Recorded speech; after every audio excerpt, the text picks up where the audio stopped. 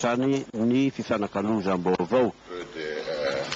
Inquiétation sur la réunion de Johannesburg entre le président Chissano et M. Marc Lavramana. C'est normal un médiateur avoir des réunions avec les parties prenantes d'un processus, c'est normal. Ce qui est nouveau, c'est qu'on a pris la décision d'avoir un communiqué écrit, signé, pour éviter des interprétations subjectives des matières discutées. Il y a dans les communiqués une phrase qui a créé un peu de confusion peut-être. C'est quand on dit que signer la déclaration ne signifie pas accepter le contenu de la feuille de route. Tout ça, c'est vrai. Dans le processus de discuter de la feuille de route proposée aux partis politiques, on a fait en deux étapes.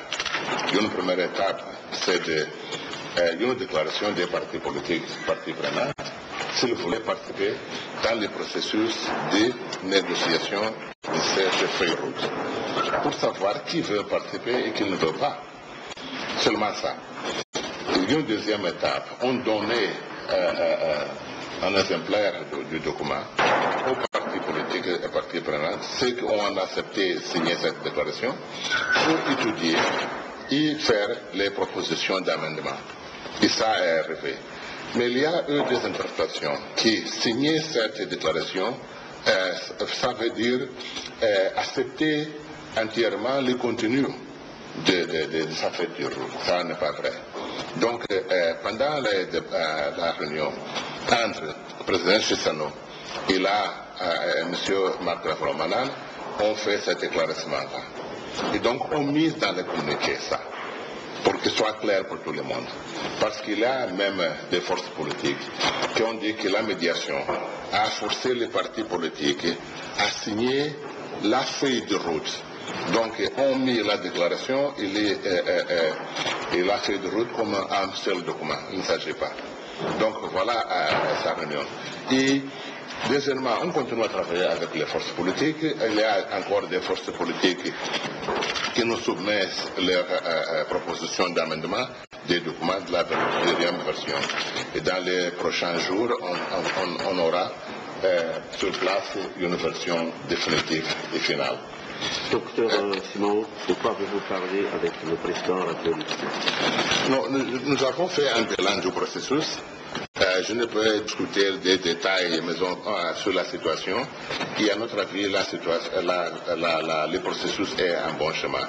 C'est vrai qu'il y a beaucoup d'inquiétations. Il y a des partis politiques qui sont un peu inquiets sur la marche qui, à leur vue, est lente. Mais c'est normal. Il s'agit d'un processus politique. Donc il faut être calme toujours. Il faut être patient. Le processus est marcher dans une bonne voie. Il faut, dans les négociations politiques, il faut faire attention que tout le monde comprend les choses de la même manière. Et ça demande un peu de temps. Donc il faut continuer avec le même esprit, travailler toujours en bonne foi. S'il y a des forces politiques qui ne veulent pas travailler en bonne foi, on va se voir, parce qu'on ne se cache pas. C'est la manœuvre d'autrement, ça va être évident pour toute la société. Donc nous sommes là comme médiation pour travailler avec le pays. Nous ne voyons pas des raisons fortes d'inquiétation. Nous sommes en bonne voie et dans les quelques jours, nous pouvons avoir sur place un document qui soit définitif. Et concernant l'initiative de convoquer les partis politiques, est-ce que vous êtes... Le président peut toujours avoir des initiatives de rencontrer membres de la société, ça c'est normal. Donc il s'agit d'un programme du président. Donc nous n'avons pas de commentaires à faire ça.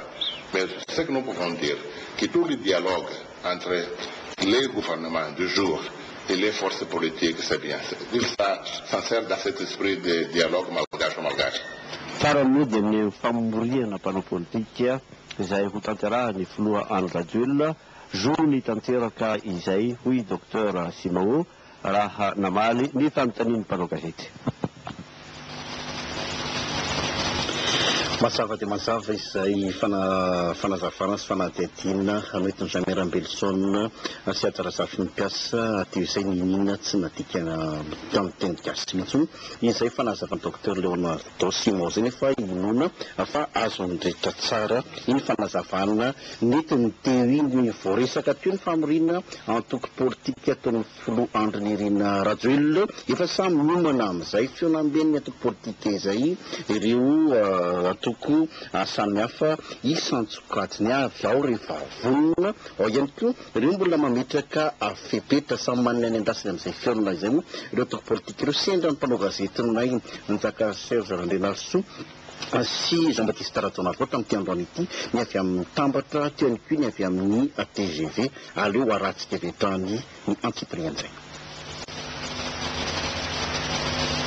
Andrasatsika izay sarzety mbola mpandrafetana azy ny teknisianina etsy andaniny izay ry zareo any amin'ny faritra nalanjorofo iny dia ny fametrana gouvernemanta matanjaka afaka ikarakara fifidianana no vahaolana hoy ny lehiben'ny faritra Docteur Saina Michel zay zany ny fahitany zareo azy ivoana amin'ity crise politique ity zany tany toerana Bertrand Ranevy-Manana nakany sary Jean-Baptiste Ratonarvo.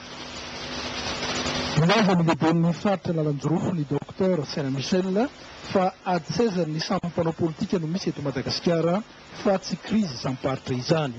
Nisy ny hetsy-bahoaka ny takina ny fiovana teto amintsika hoy izy ary zary fakantahaka any amin'ireo firenena arabo toa ny Tunisie sy Libye izany. Nahagaga nefa fa avy hatrany dia nakatoavy ny fianakavim-be iraisam-pirenena nihetsika tamin'ireny toerana ireny.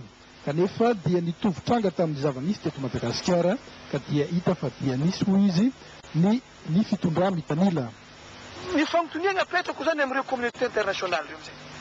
Magnino mba tsy terena koa zany ny atao hoe inclusivité consensuelle koa zany ny gouvernement atsangana any Egypte, any Tunisie etc etc. Magnino tsy atao zany any fa tia Madagasikara zany forcegny lava hoe tsy omeny reconnaissance ianareo raha tsy ataony gouvernement d'union nationale. Ny zavatra tiako mariny kely ane ny gouvernement raha matanjaka zay zany mitody kely amin'ny andriamato président zany ny tegnako raha matanjaka ny gouvernement tompoko dia azo ihany zany ny reconnaissance internationale fa tsy avy amin'ny resaka hoe gouvernement d'union nationale efa maro ny zavatra nitaontsika ka ny fahazoana reconnaissance internationale fahitako azy raha manana gouvernement fort crédible au niveau national d'abord dia mazava ho azy ho crédible au niveau international ihany koa zany iny gouvernement raha ny hevitrinay manao zany avy aty Analanjorofo dia fahitany azy dia tokony iroso amin'ny fifidiana mazava zany fa dia hoe amin'izao fotoana zao zany membre ny congrès membre ny CST misy any amin'ny 200 parti izy ny matanjaka amin'ny izy ny tsy matanjaka amin'io ny isaragna ny parti politique tompoko dia fifidiana en fonction ny député azonao ao amin'ny assemblée nationale no itsaragna anao amin'izay zany dia hoe zao zany ny gouvernement mety azonao zao ny gouvernement mety azonao raha magneky miara-iasa amin'ny président Andry Nirina Rajoelina. Raha fezina dia ny fifidianana irery ihany hoy ity mpanao politika tranainy ity no vahaolana hety mamarana izao krizy izao. Faraka ny nambara teo dia fa samy makomana amin'izay fionambe anasan'ny Rajoelina izay ny antoko politika eto amintsika amin'izao fotoana izao ary dia misy nefa vonona araka ny nambara teo misy ihany koa nefa mbola mametraka fepetra isan'ny tafaresaka tamin'ny mpanao gazetinay teto amin'ny televiziona malagasy ny avy eo amin'ny tambatra teo ihany koa ny TGV rehefa vonona izay vaovao izay dia hoarantsika avy hatrany miaraka amin'ny Ntsaka Serge Randenarso. Politika na ny vondrona politika na ny olon-tsotra dia samy miandrandra ity dinika ara-politika ity avokoa ary samy manana ny zavatra andrasany aorian'ny ho fampionana io. Misy olona sasatsasany miezaka miampitarazoka n'ity krizy eto misy amin'izao fotoana izao ity ka zay tsy manana tiany afa-tsy hoe izay ngamo izay tambatra hoe mingavy le filoha Andry Rajoelina atao viaingana le fiantsoanan'ilay antoko politika satria le raha mahita ny zavatra misy amin'izao fotoana izao dia eo ho hita izay fanapakevitra iraisany io. Fanapakevitra entitra kosa no antenainy antoko TGV ivoaka aoriany ity adihevitry ny antoko politika ity. Comme zao foana zao misy te ampitarazoka an'le izy, misy te hilalao an'le feuille de route mba hampisan'le explosion sociale satria rehefa mitarazoka be io dia tsy mandeha ny ekonomia malagasy dia isy fiatraikany any amin'ny fianakaviana sy tokantrano tsirairay any avy le izy dia rongatra indray vahoaka hoe tsy tsony zao tsy mety zao tetezavita zao zao no zavatra zay ny tiany zareo atao. Zahay zany eto manao antsoava na feuille de route na tsy feuille de route anarana fampiatsoana azy fotsiny zany fa efa misy asa be dia be natao tadiavan'ilay marimarika iraisana zay. Marimarika iraisana tsy hita hatram'izay tsy ho hita tsony. Ka eto zahay dia manao antsiavo amin'ny président hoe tsy tokony hisalasala tsony, tsy leran'ny fisalasalana tsony zao fa ndao hirosona amin'izay ny objectif final zay tiana hahatongavana mba hatsapan'ilay vahoaka. Satria zay foana ny tiany sasany zany apetraka eto hoe tsy tafavoaka le izy tsy azo ilay fanovana tian'ny vahoaka malagasy tiana hatao eto amin'ny tany sy firenena. Eo zany no tokony hamay tsara antsika amin'izao fotoana. Maro ireo antoko politika naleo fahavononana amin'io fifarantrehana io, ao kosa nefa ireo mbola mametraka fepetra. Andeha hianatsimo indray aloha sika manomboka eto resaka avoka-dratsa ny rivo-doza farany teo isan'ny voamafy tamin'ny fandalovan'ny bingy izany Betioky atsimo tsy diso anjara tamin'ny fanomezana vary sy menaka azy savony avy tamin'ny fanjakana ny mponina tany an-toerana ary dia ny tena premier ministre lehibe gouvernement tany général Camille Vital mihitsy moa no tany an-toerana. Miorary ny aina tout sans François.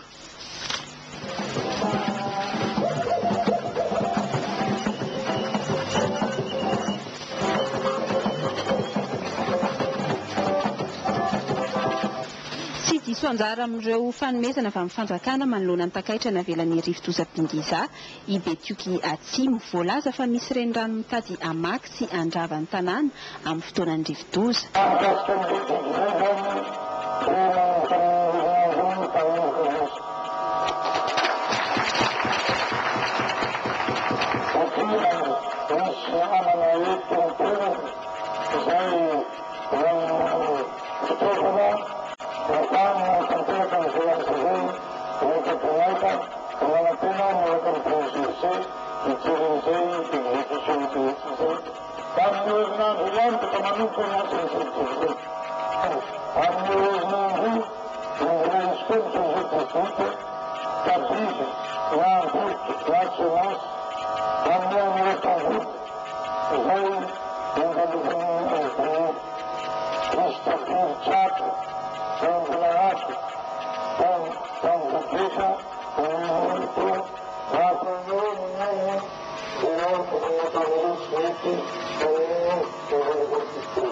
Fanentanana sy torolalana ho an'ny BNGRC nataon'ny ministry ny ati-tany ahatomombana ny fizarana ireto vonjy-rano vaky ireto.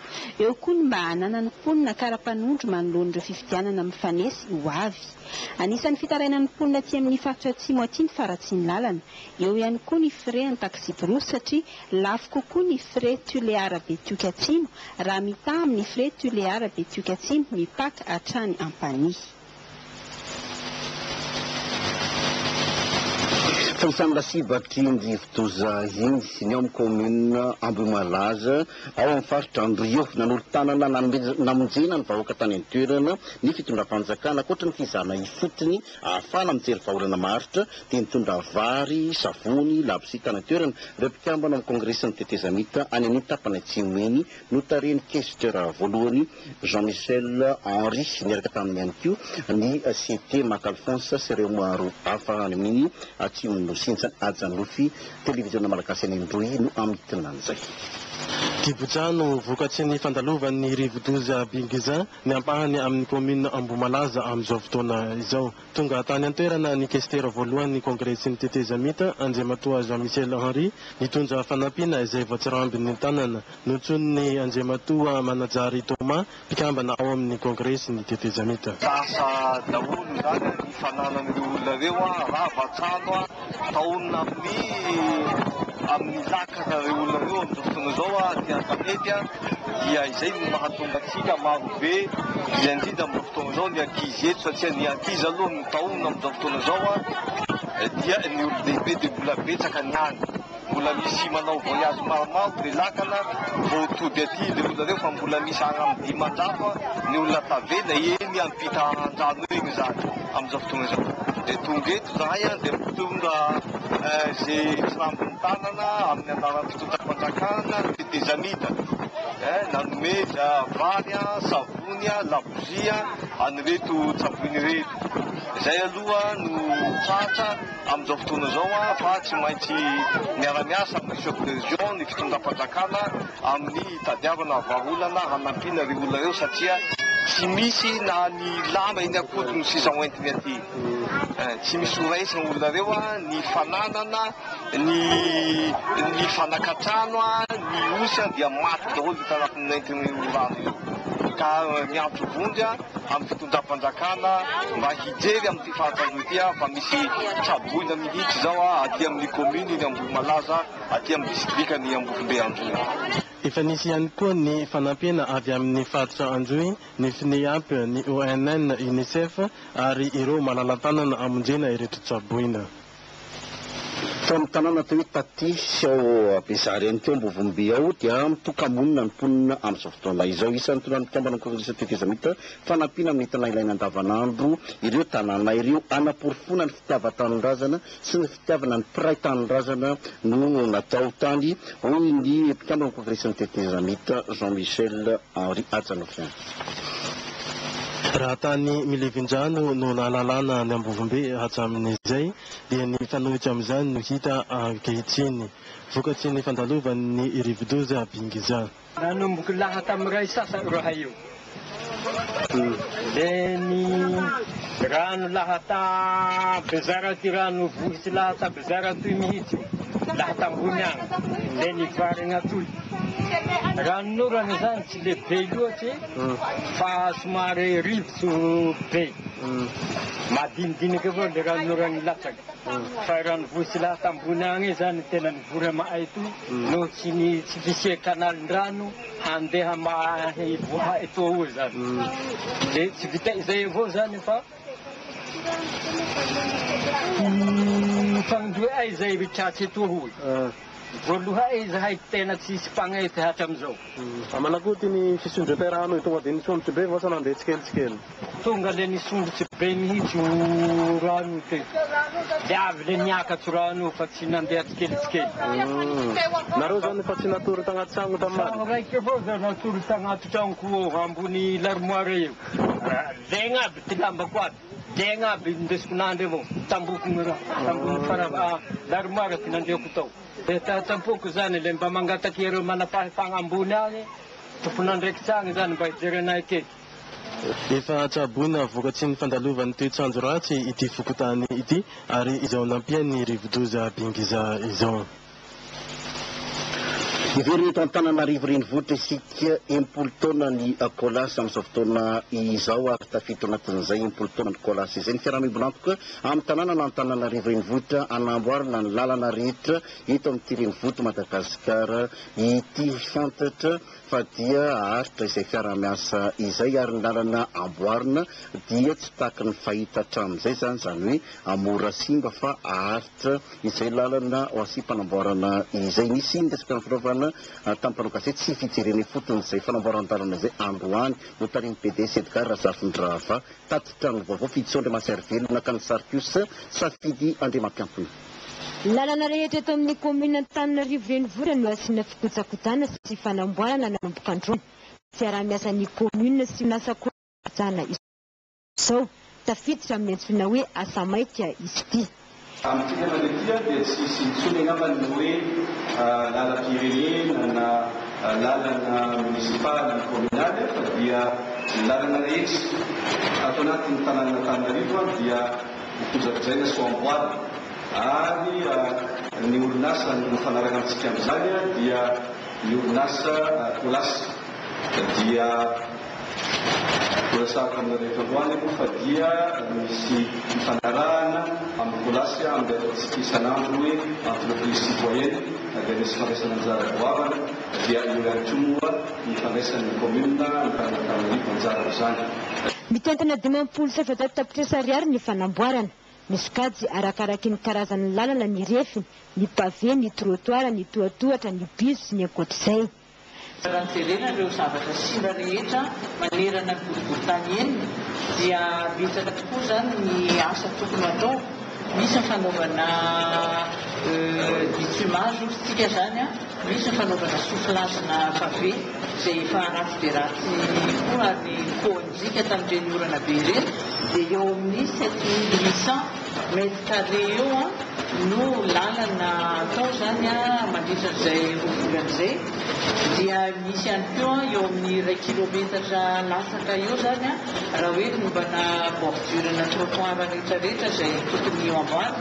Misy ihany koa mur de soutènement manerana an'ireny arabe ireny a izay tokony eo amboarina ihany koa. Dia le mur de soutènement eo amin'ny 15 mètres cube eo zany hoe raha natao valorisation. Satria fiaraha-miasan'ny kolasy sy ny commune ny fikojakojana sy ny fanamboarana dia ekipa telo avy amin'ny commune misy andraikitra ny fandrindrana ny famoivizana. Tsy tafiditra ao anatin'ny tetikasa maharitry ny commune ny asa amin'ny mahasa vonjy-maika azy fa efa mandeha ny tolo-barotra amin'ny asa avy amin'ny fer ho an'ny commune Antananarivo renivohitra amin'ity taona 2024 ity. Vola mitentina 400 tapitrisa ariary moa no natokany tahiry ho amin'ny fikojakojana ny lalana na ny fer ho an'ny commune Antananarivo renivohitra. Fa ny Rotary Club Doyen koa dia manome tanana ny commune urbaine Antananarivo amin'izao fotoana izao ary dia voakasika izay fanomezan-tanana izay ny boriboritany enina eto an-drenivohitra mitolakandro teo nanaovana izay fifanaraha-piara-miasa izay. Jean Melson, Marc Rakotomalala. Défibrillateur fanomezana avy amin'ny Rotary Doyen ho an'ny tanàna n'Antananarivo renivohitra. Efa natomboka tamin'ny taon-dasa ity asa soa ity tohizina amin'izao taona 2024 izao ary antanaina fa mbola hitohy amin'ny manaraka. Neverina fa hoe raha azo atao dia isaky ny arrondissement enina no amezana an'ireny fitaovana vonjena famonjena ny olona rehefa misy mahavoa azy ireny. Fa io moa amin'ny teknika dia défibrillateur ny anaran'izy izy fa dia izay saorana betsaka moa ny Rotaria dia izany zavatra izany. Neverina fa hitohy ny fiara-miasa ohatran'izay. Izy ity moa dia asa soa fanaonay ary tamin'ity androtoratra ity dia défibrillateur zany no safidinay hoe omena rezana ao am-paritakeran'i Madagasikara. Natomboka teto amin'ny commune Antananarivo izy ity ary arak'izay tempo izay dia ezahana amin'ny paritakeran'i Madagasikara. Samy velom-bolo